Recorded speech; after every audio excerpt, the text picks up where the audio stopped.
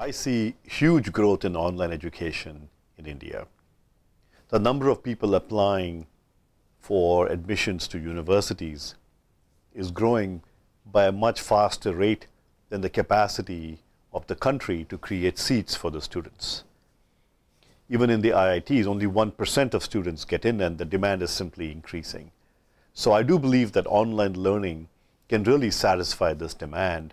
And as a country, I would argue that moving from bricks and mortar to bits and bytes might be a much more beneficial way of dramatically increasing the number of people that can be educated with high quality in India.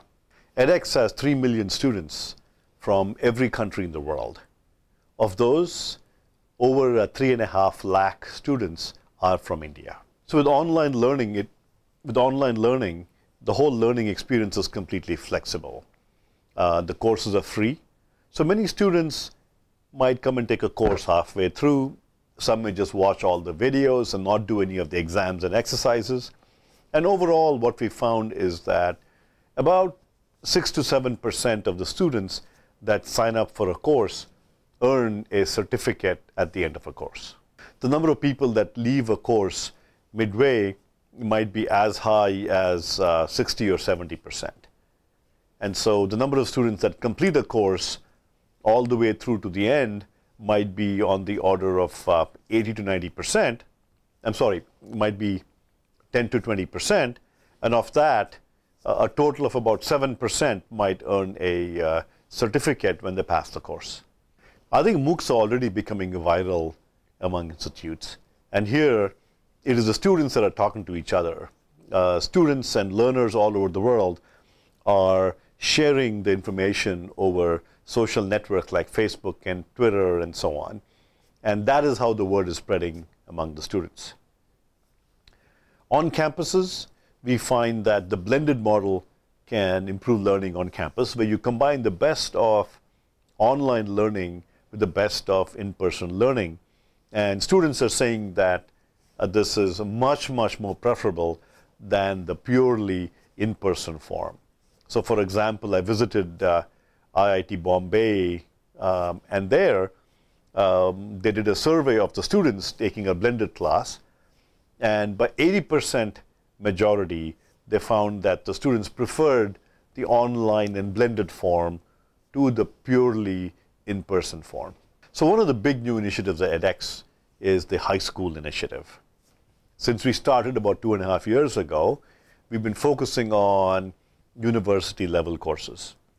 We have had a huge demand from our learners for basic introductory courses, and so we launched the high school initiative.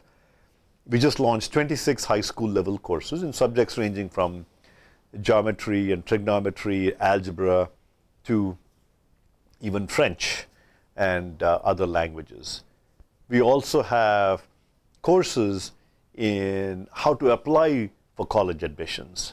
So we are very excited about a course called The Road to Selective College Admissions, where students can learn how to apply to universities, the financial aid process, how to write essays.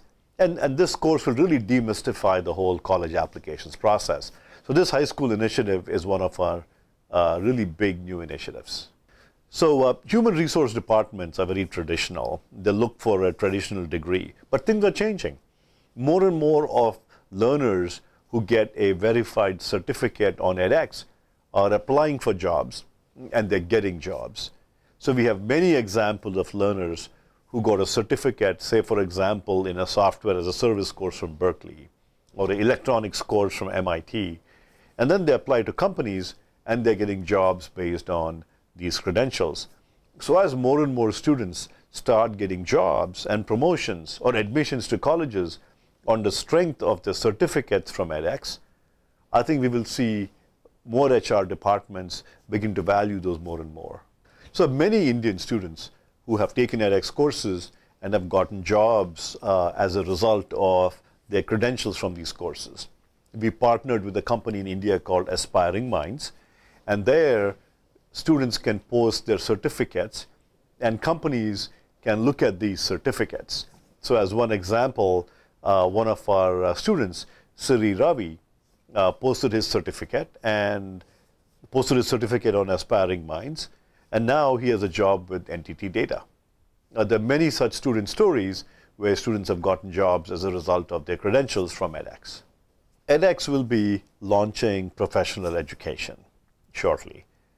In these professional education courses, we will be focusing on business level skills and the particular kind of skills that employees with a company might need, or executives in a company might need to increase their knowledge of what's happening in the world, job-related skills, and so on. And companies are very interested in that as well, and many of them have approached edX to create specialized courses for their employees.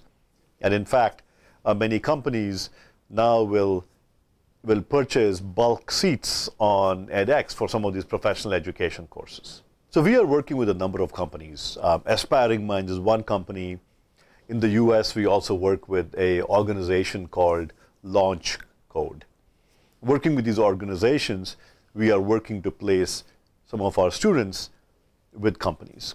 So Launch Code has recently placed dozens of students who took an introductory computer science course from Harvard with internships and with jobs with a number of companies in the United States. And we hope to do much more of that in the future.